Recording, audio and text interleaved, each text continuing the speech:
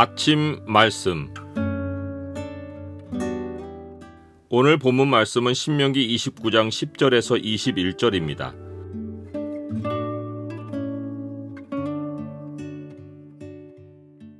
오늘 본문을 약속의 창으로 보면 하나님의 언약에 참여하는 의미가 무엇인지가 보입니다.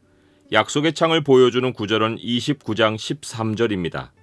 여호와께서 내게 말씀하신 대로 또 내 조상 아브라함과 이삭과 야곱에게 맹세하신 대로 오늘 너를 세워 자기 백성을 삼으시고 그는 친히 내 하나님이 되시려 함이니라. 사회에는 여러 계층의 사람이 있습니다. 계층은 가정과 사회를 형성하며 필연적으로 생기기도 하고 죄가 세상에 들어와서 불의의 결과로 생겨나기도 합니다. 그러나 모든 계층의 사람은 하나님 앞에 설 때 동등합니다. 하나님은 사람들을 계층별로 나누어 언약을 맺지 않고 자기 앞에 모든 자를 동등하게 세우고 언약을 맺으십니다. 본문에서 하나님과 언약을 맺는 사람들을 보면 계층이 매우 다양합니다. 지파의 수령, 장로들, 지도자와 이스라엘 모든 남자, 유아들, 아내와 진중에 있는 객 이스라엘 사람을 위해 나무를 패는 자, 물기는 자입니다. 사회 지도 계층과 일반인의 구분이 있고 이스라엘 사람들과 이방인의 구분이 있습니다. 모세는 하나님의 언약 앞에서 모든 사람이 동등하게 서 있는데 왜 굳이 하나님 앞에 서 있는 사람들을 세분화한 것입니까?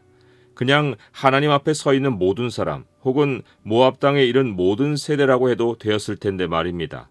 그 이유는 하나님 나라에서는 다양성과 통일성이 공존하여 조화를 이루기 때문입니다.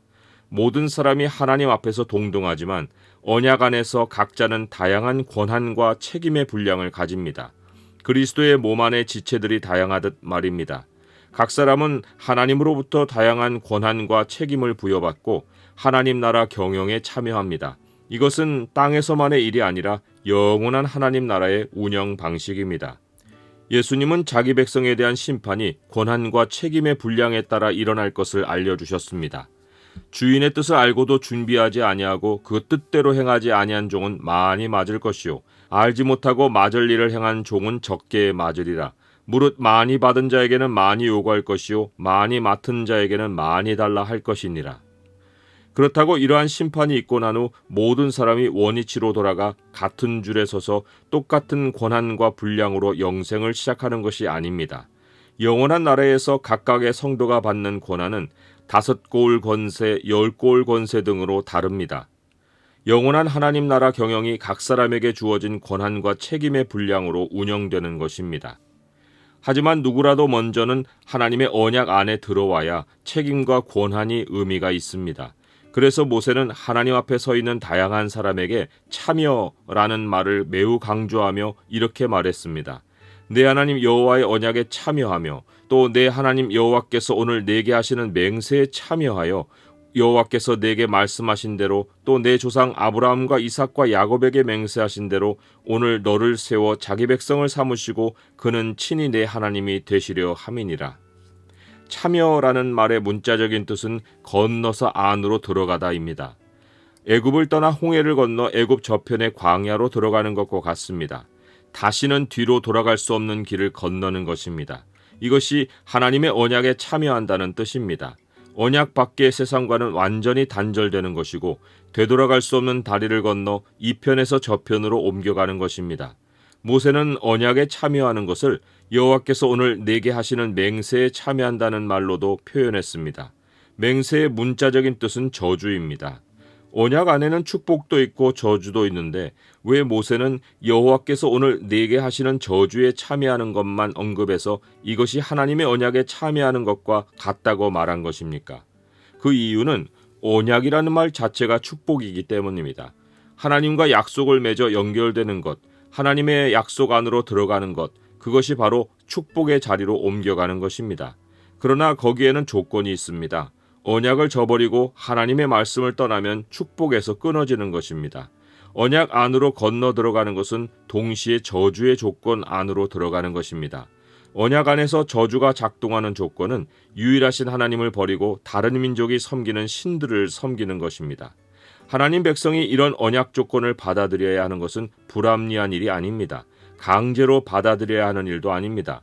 예를 들어 남자와 여자가 결혼 언약을 맺을 때 어느 누가 외도를 허용하겠습니까? 외도하지 않겠다는 조건을 달지 않고 결혼해도 암묵적으로 외도를 금하는 조건에 동의하는 것입니다. 하지만 하나님은 저주도 언약의 조건으로 기록에 남기십니다.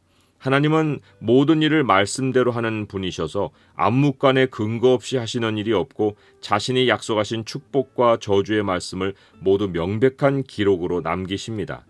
모세는 결혼 서약 자리에서 남녀가 과거의 모든 이성 상대를 마음과 삶의 자리에서 떠나보낸 것 같이 하나님 백성도 지금 하나님과 언약을 맺는 자리에 서기까지 모든 우상을 과거에 묻어버리고 왔다는 사실을 이렇게 상기시켜 주었습니다. 우리가 애굽 땅에서 살았던 것과 너희가 여러 나라를 통과한 것을 너희가 알며 너희가 또 그들 중에 있는 가증한 것과 목석과 은금의 우상을 보았느니라. 이제 그들에게 최종적으로 남은 일은 유일하신 여호와 하나님의 언약 안으로 건너 들어가는 것이었습니다. 이것은 이 사람들에게만 해당하지 않고 그들과 함께 거기 있지 아니한 자들, 즉 미래 세대 하나님 백성에게까지 해당합니다. 언약 안으로 들어가는 것이 신약 시대에서는 예수 그리스도의 이름으로 세례를 받는 것입니다. 이름으로라는 말의 문자적인 뜻은 이름 안으로이고 세례의 뜻은 잠긴다입니다. 그래서 예수 그리스도의 이름으로 세례를 받는 것은 사람이 예수 그리스도 안으로 들어가 잠기는 것입니다. 세례는 우리가 예수 그리스도 안에 들어가 함께 죽고 함께 살아나는 것입니다. 우리는 예수 그리스도 안으로 들어감으로써 죽음과 영원히 결별하고 새 생명으로 옮겨가 새 사람이 됩니다. 하나님은 모든 세대 하나님 백성에게 하나님 안으로 들어오라고 부르십니다. 이런 의미에서 사도 베드로는 너희가 회개하여 각각 예수 그리스도의 이름으로 세례를 받고 죄사함을 받으라. 그리하면 성령의 선물을 받으리니 이 약속은 너희와 너희 자녀와 모든 먼데 사람 곧 주 우리 하나님이 얼마든지 부르시는 자들에게 하신 것이라 라고 했습니다. 그런데 모세는 하나님 앞에 서 있는 모든 사람과 미래 하나님 백성까지 하나님의 언약으로 들어가는 일을 내다보고 기뻐했어야 했는데 모세가 표현한 마음은 염려였습니다. 그는 하나님 백성 가운데 어떤 사람의 마음이 여호와를 떠나 다른 신들을 섬길까 염려했습니다.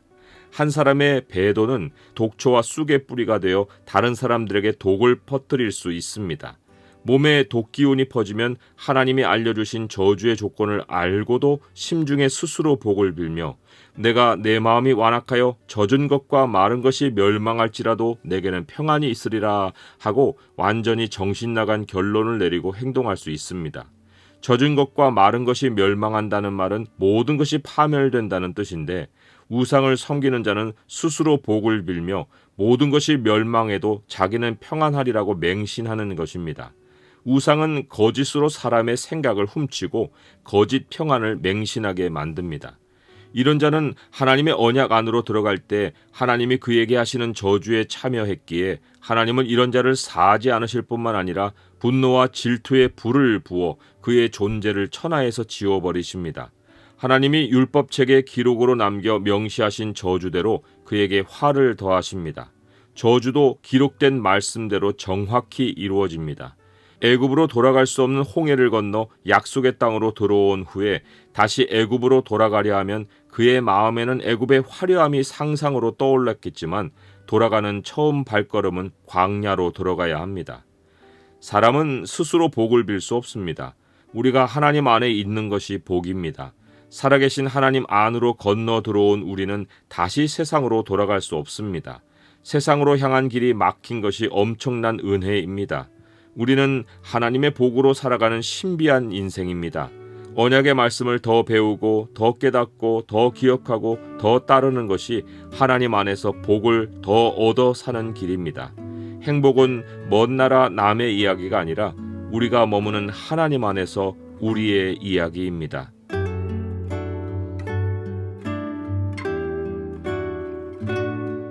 주님, 제가 그리스도 안으로 건너와 새 사람이 되게 해주신 은혜에 감사드립니다.